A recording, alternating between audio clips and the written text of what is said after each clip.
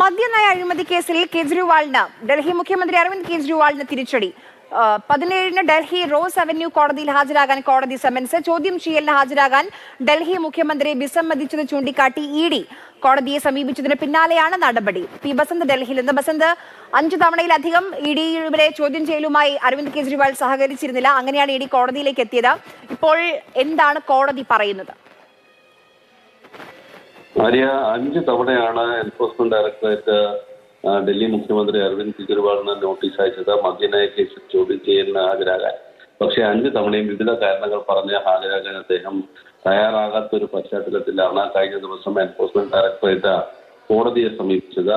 ഇന്ന് രാവിലെ വാദം കേട്ട ശേഷം കോടതി 4 മണിക്കാണ് ഇതിന് ഉത്തരവ് പുറപ്പെടുവിച്ചത്.